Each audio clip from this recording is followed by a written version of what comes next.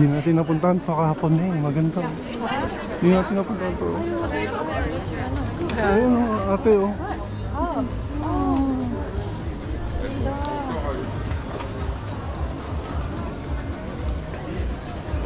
Those are €5, not 6. Yeah.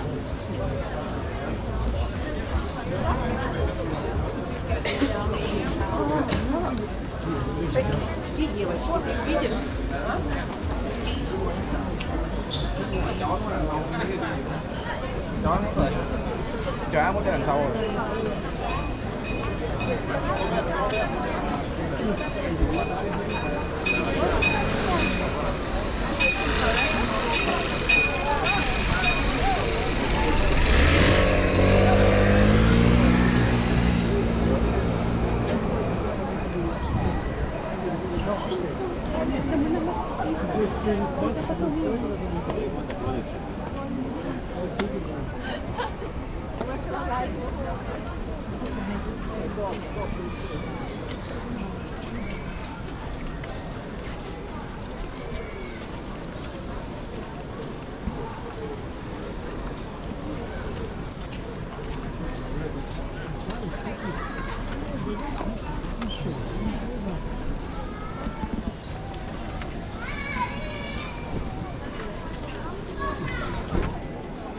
This is what the golf course, right?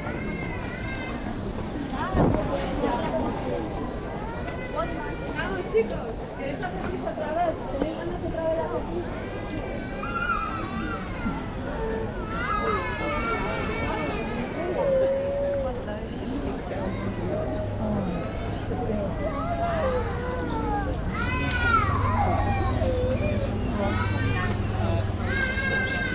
¿Nos vamos, Lucas, ¿nos vamos? Galing na sila dito kahapon.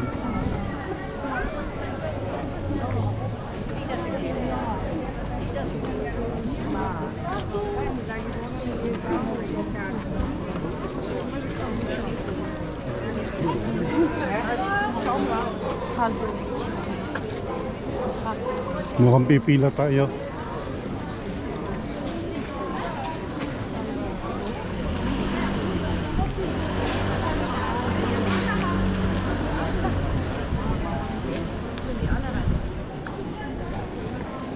Oh, sabi nga, pipila tayo eh.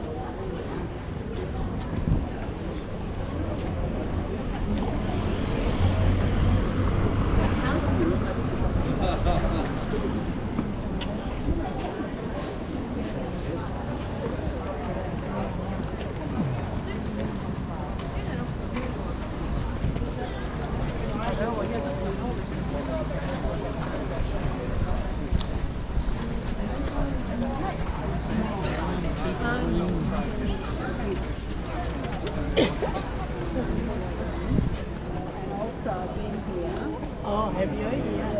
But I just... Hindi natin to napuntahan kahapon. Kasi alam ni Jill yung ano, Nasama. napupunta tayo.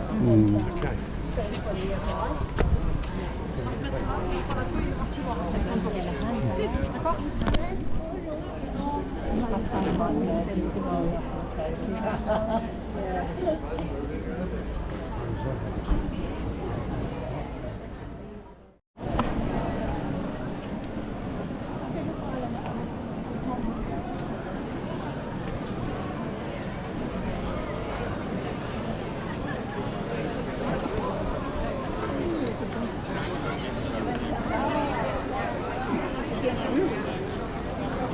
Yeah.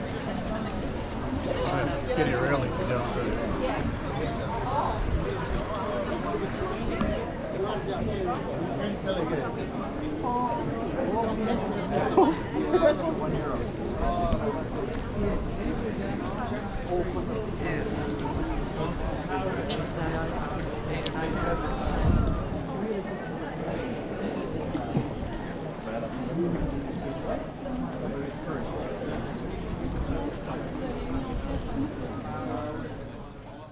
Cleaning, so that's how it stays white.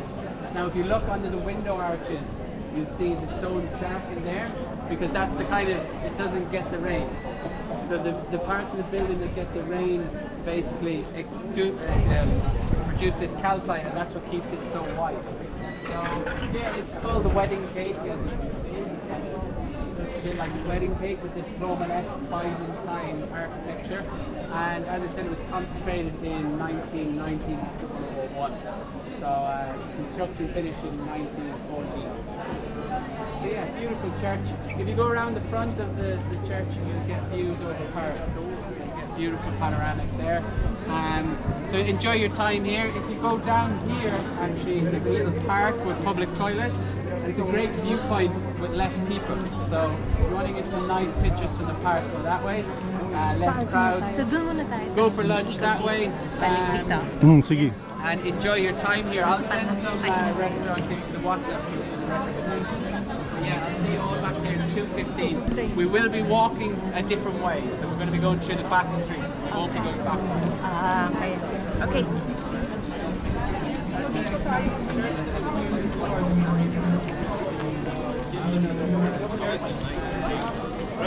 Yeah, I'll tell you a little bit more later. It's quite controversial, this building. It's built on the site of where the commune uprising. A lot of people were killed. Hindi, sa ano, sa Kongko Delicate. Ito, kainan dito.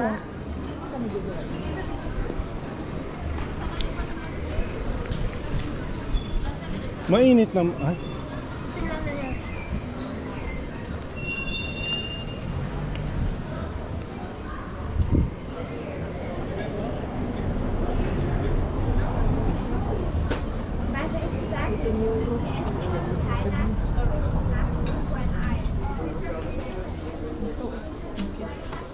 Buhawakan ate, mami ha. Wala, halo. Wala nga eh.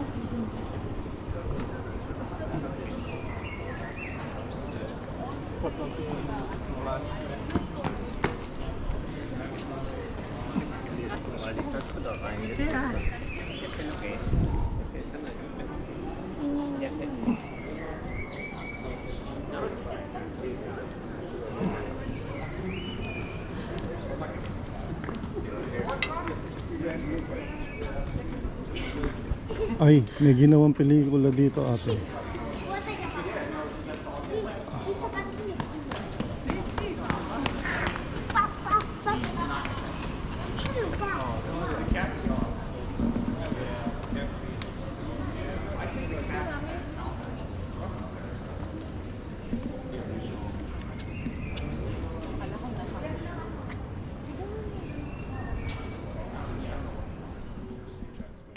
So they used to dine in the cafe there back in the 1900s, 1905, that kind of era. We're going to pass a little museum here, the Museum of Montmartre, and that's where Renoir, if you're into art, he used to live there. So very historical street down here. So just mind it's quite narrow, but when you get there you see it's just on the corner of the Pink House.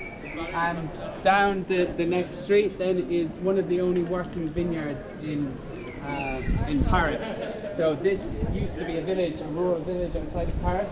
It used to be full of vineyards and windmills. And that's why Moulin Rouge, the red windmill, that's why it's iconic. Windmills are iconic because there's windmills all over Montmartre. Because it's so high up.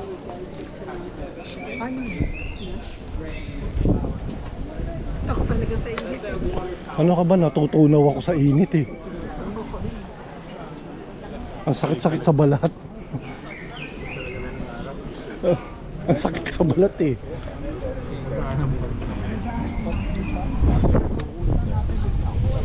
Narinig ka ata eh.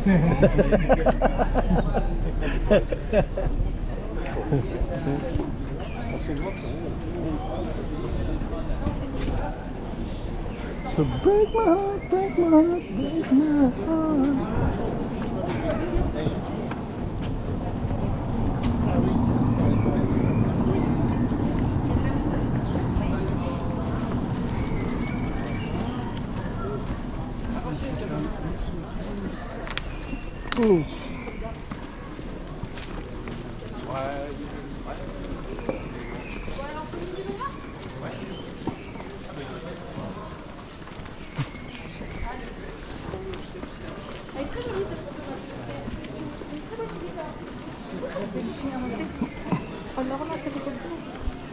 Andun na.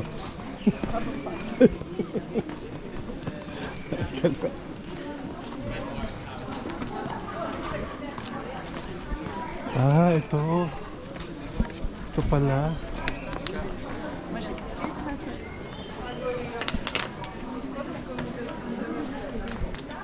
No, unfortunately.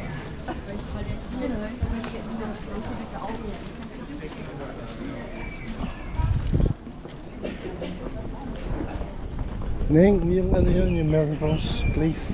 Oh, Yun, yun, yun. doon sa senior? Oo. Di ba lumang ano na yun? Oh.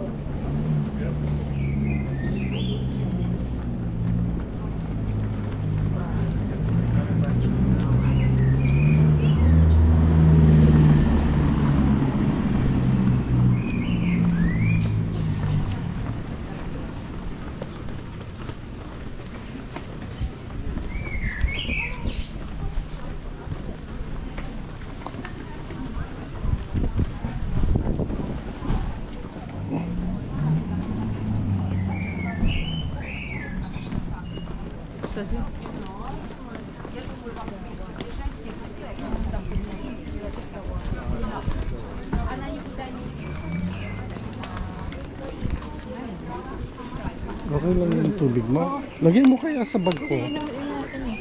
Ha? Iinumin na para maalala mo na. Ah, okay. Nakapago kasi. Ah, Maison Rose.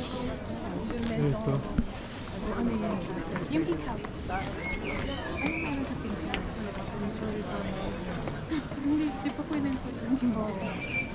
Diyan naghahangad yung mga, hindi dyan nag-asama yung mga arts. Tapos pinapularize yung TV.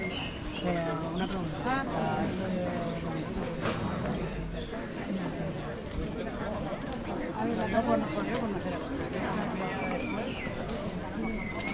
Yeah, the vineyard.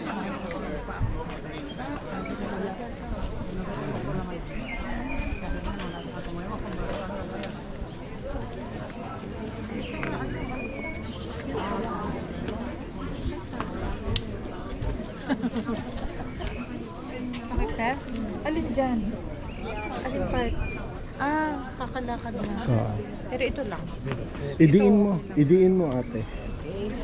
Idiin mo. Oo. Ako dinidiin ko yan pag ganyan. Kakalakad nga yan. Papa. Ah, ayun na, andun na sa mic.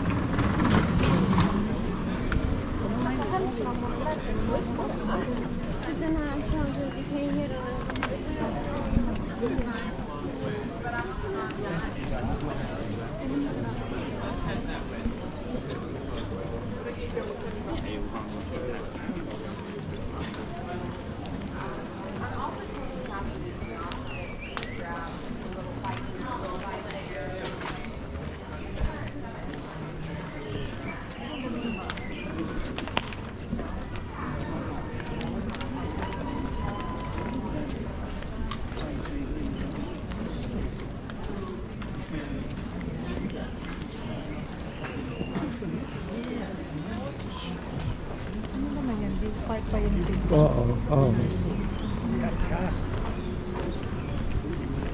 Ano si ate? Andun. Ano sabi ng mga artist dyan nagkakakaot? Sino artist? Siguro. As in mga paper? Oh, siguro. Oo. Kaso, ayun siya.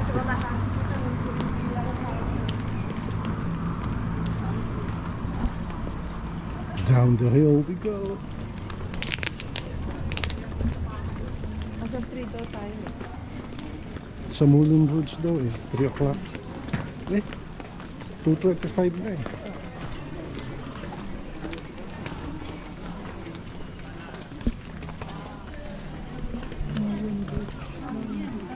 Moulin Rouge.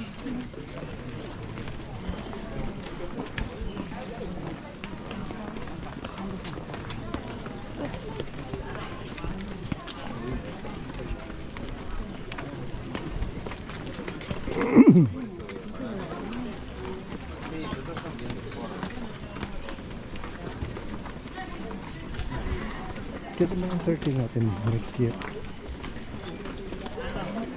Ano ba yun? 1996. Hindi, ilan taon na si ate? 2007. 27. 27. 60. Dahil sa tayo. Oh. Ito lang pera. Yung mura lang.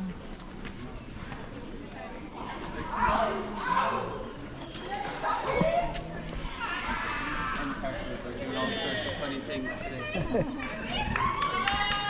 So this is one of the kind of most iconic views looking back that way. You see it in a lot of photographs because you've got kind of the old world buildings mixed with the kind of Sacré-Cœur, I suppose a more modern church in the background. You can imagine it back in the 1900s, horse and carts coming up here, artists with their canvas under their arms, following into the cafe there, smell of wine and stew, and having big debates over what colours are the best at the time, talking about impressionism and all that great stuff. Many great artists came from this area. So, the car, yeah, I can do that on my phone actually.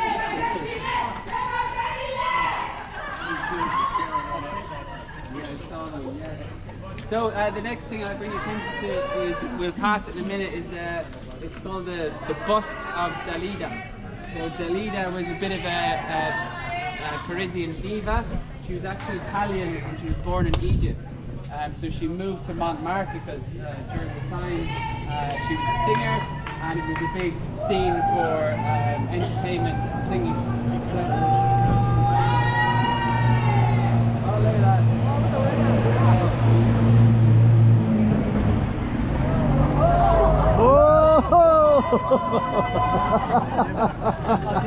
Almost. Almost. So yeah, Dalida was a very famous singer in Paris. I don't know if you've heard of her or not, but she sung in like 5 languages, so Italian, French, German, Arabic, many languages. So her life was quite a story of tragedy, love and tragedy. She just mind the bus. Oh yeah. Her first boyfriend, he was a producer. Sadly, he committed suicide, which left her devastated, obviously. Then her second boyfriend, a songwriter, singer-songwriter, together they created a song and they entered a music festival. The song was a failure. He couldn't accept that. He ended up committing suicide. Oh my God. She went on to sing and produce some of her, best music because the emotion was there. The sadness, you could really hear it through her song. And she, despite her fame, she lived a very, lonely life, and she was quite depressed. And unfortunately, eventually in 1987, she took her own life. So quite a sad story, but many of her fans leave flowers there. She also lived here in Montmartre, so I'll show you her house when we pass. But as we walk past the bust, tell me which part of the statue gets touched the most often.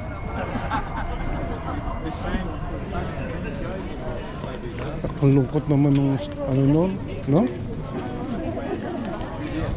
Verona.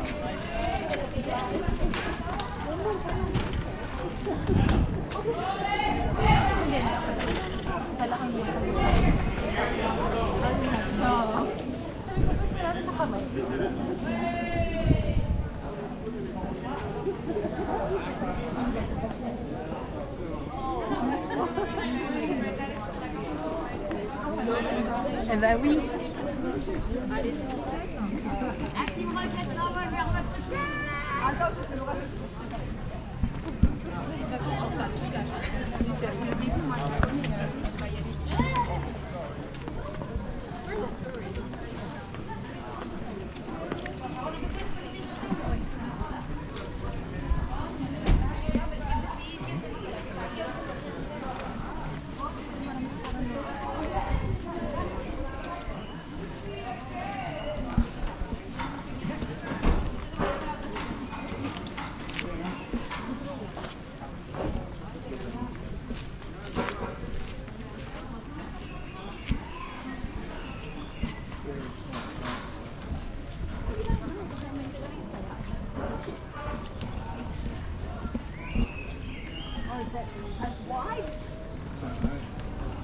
See? So how do you know this? Oh.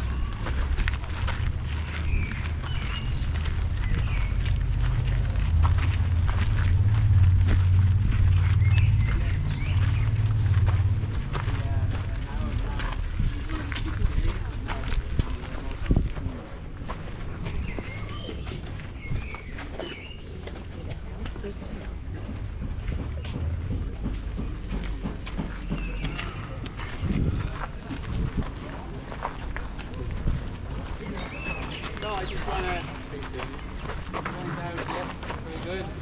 At one point, Saint Denis, okay?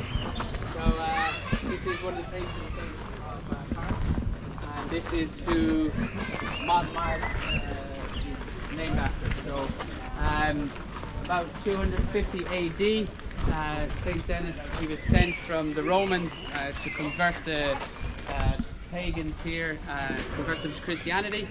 And he is said to have been beheaded up where the Sacré-Cœur is.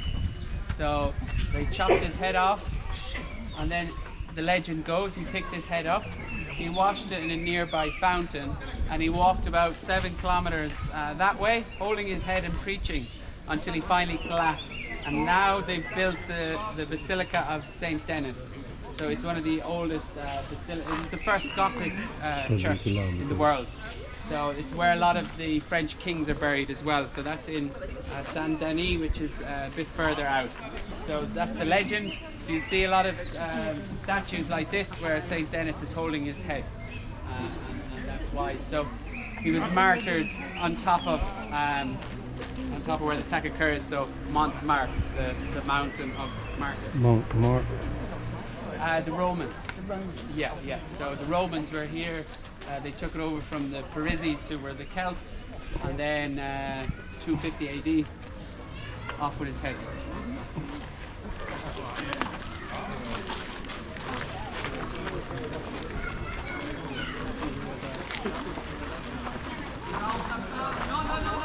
Oh, c'est n'importe.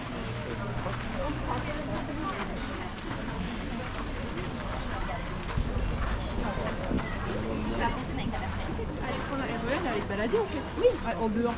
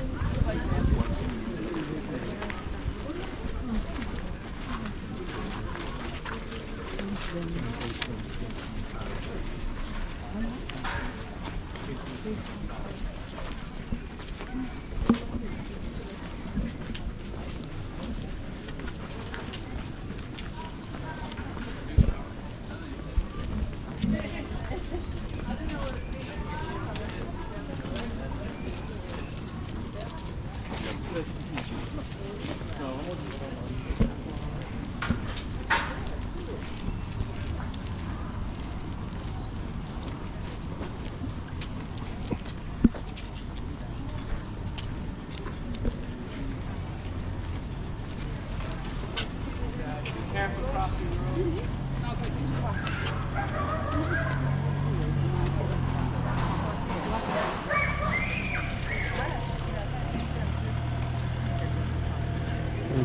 Yung sinabi ni John na hindi sinisira yung mga building, nire-repair para ma-preserve yung ni Julia yung lumang.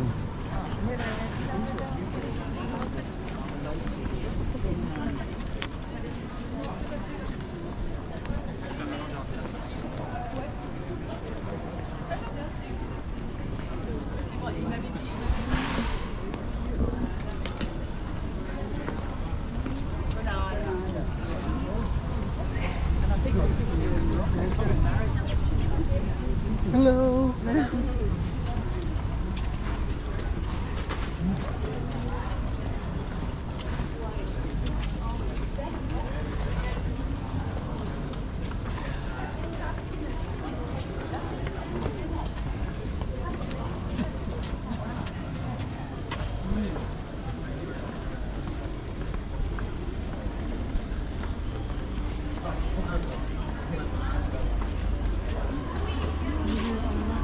Yung.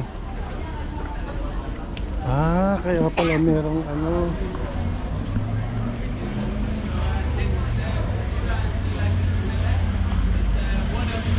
Rugi Radon. Two original surviving windows. This one was painted a lot, and if you look on the side of the building, the painting from Renoir painted the dancing people outside this cafe. It's a very famous Renoir piece.